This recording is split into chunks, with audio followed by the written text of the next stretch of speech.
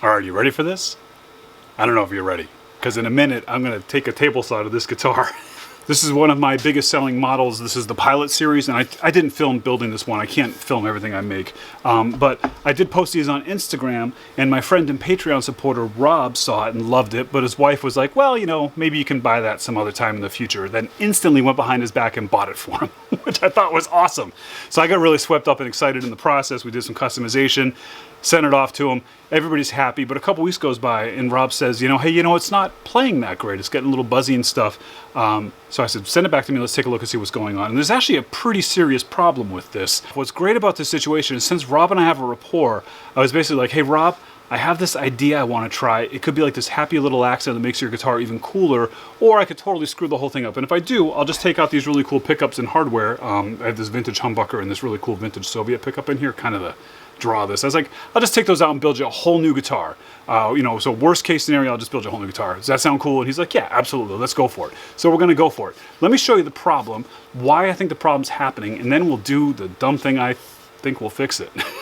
Now this is going to be a little bit tricky to film, but the problem that Rob was experiencing was that the neck was bowing up right here in the middle. This is the 12th fret right there. That's the 7th. And right around the 7th fret, in the kind of typical spot that necks tend to bow down from the string tension, this one was bowing up and fretting out. So he sent it back using the truss rod and then readdressing the frets in that area just a little bit. I got it all playing really good. You can see right now it's playing great, and with my little ruler here you can see it's dead flat, right? So problem solved, but the truss rod's on tighter than I would like. So the truss rod is on, counterbalancing that tension about one full rotation around. So now, right there, is where the truss rod is loose. So it's not the end of the world. That is within the realm of use of the truss rod, but you'll see now with the truss rod off what happens to this neck here. So you can see there's a pretty decent rock in there now with the truss rod off.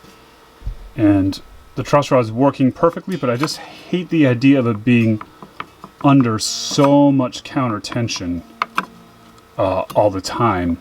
So I thought I would relieve the tension. So why is the tension there? Good question. Here's my theory.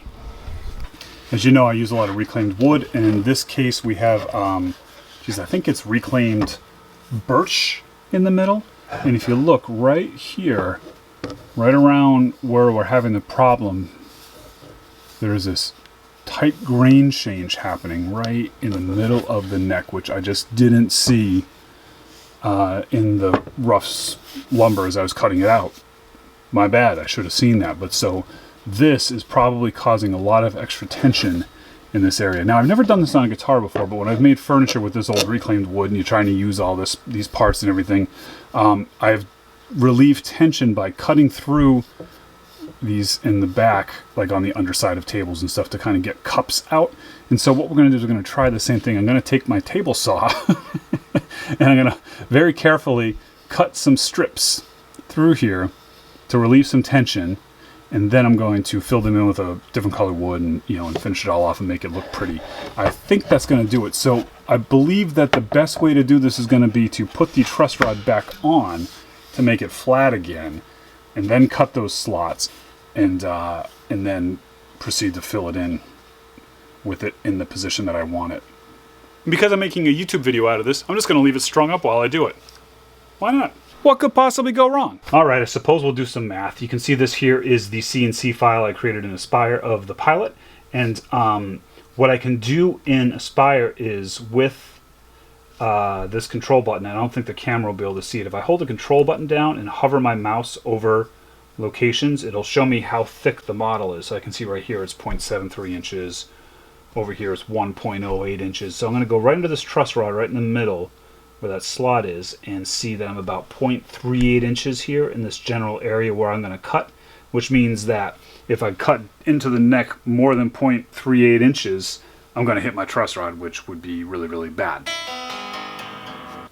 Okay, so now I have the neck nice and flat again.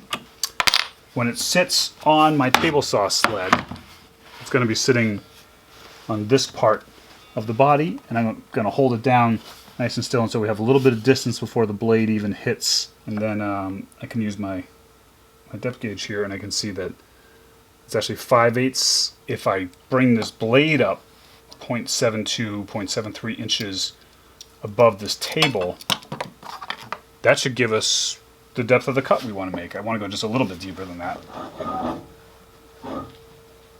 Another measurement I'm going to need, of course, is the thickness of my blade.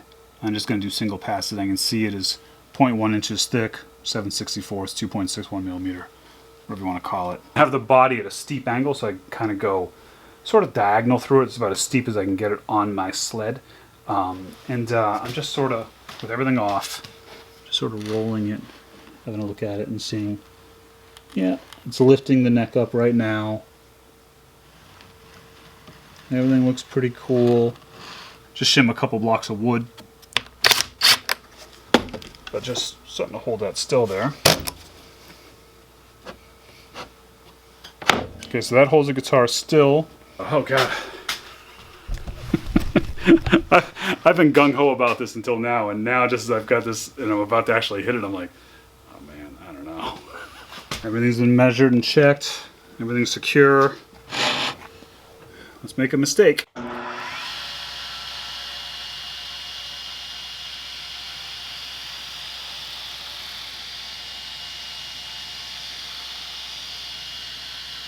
Yeah, that wasn't scary at all. I barely cut anything. Let's see if I can check the depth. Yeah, I want to take this a little bit deeper, I think. I have my little ruler in here, and I can see that the deepest part is the length of the line right before the 4. I was being a little too careful with my math there, so we'll take it up about that high. Let's do it again.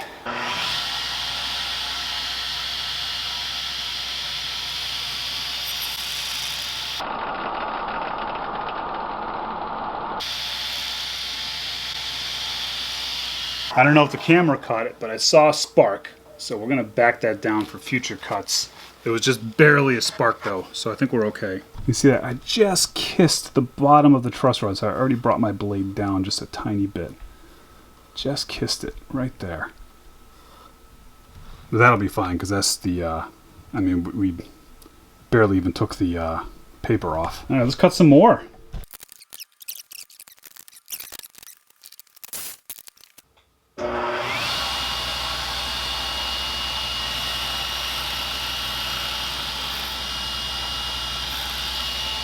Yeah, there we go. See, I got this little fan thing going, and then this one. All right.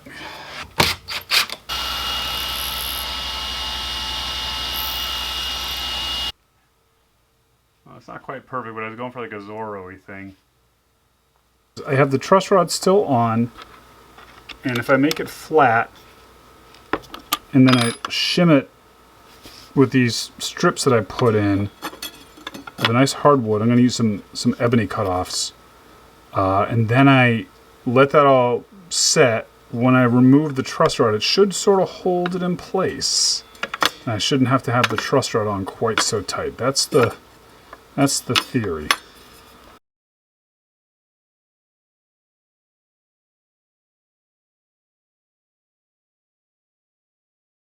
I save all my scraps of hardwood, and I have all these amazing scraps of ebony from my friend Off Your Rocker Woodworks on Instagram, and he works at a local harpsichord factory. He sent me all these little pieces of real dark black ebony that they use for the black keys and stuff that were of no use to them. And this little scrap I have right here is the perfect thickness already, so I'm going to cut a couple strips of this. It might get a little funky in here where I have these pieces that cross, but I figured what I'll do is run these 3 first.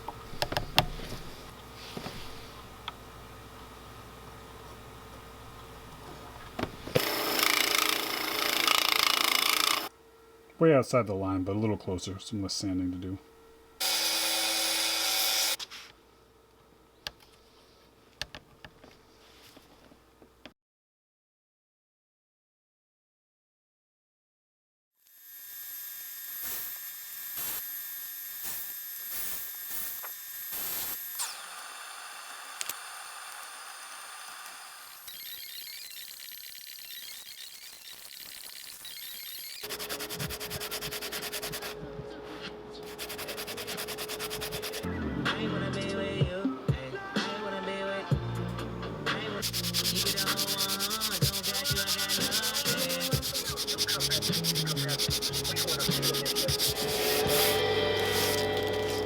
and I can see my next stainless here. So now we'll take the truss rod off and see if it goes as crooked as it was before or a little less. So, truss rod is off.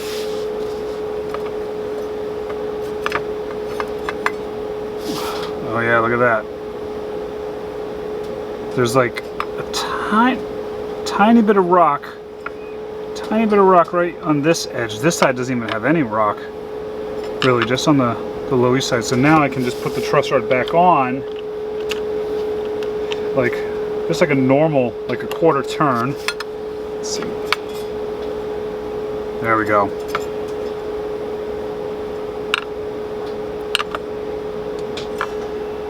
Yeah, that did it. So now we'll just finish sanding it, get some finish on it, and get it back to Rob.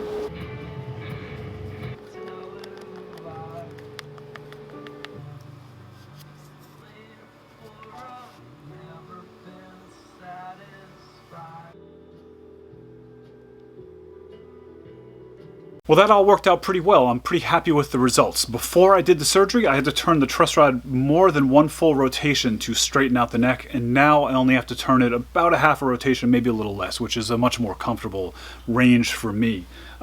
If I were to do this again, there's a couple other ways I could approach it too, and I thought about doing it this way, but I just really wanted to try the table saw because I thought it would look cool. I could set up something on my CNC and, you know, create a tool path there, or I could make some sort of router jig, and I think I would probably do it that way in the future because then I could actually see what I'm doing instead of sort of the guessing that I had to do on the table saw. And also, because the blade on my table saw is not a flat bottom blade, you can see a little bit of a V shape in the edges of the cut from the table saw blade. And I had to doctor that with a little bit of sawdust and black CA glue to sort of fill that in because the wood wasn't shaped like that I used to wedge it. But not a big deal, and I actually kind of like the look. I think it adds another element to it. Maybe if I were to create a CNC file or a router, I could do something with a V-bit and do something similar like that too in the future. So I hope you found this as exciting as I did, and I hope you enjoyed the video and learned something. And if not, at least you maybe got a kick out of watching me take a table saw to this. All right, thanks a lot for watching, and be good.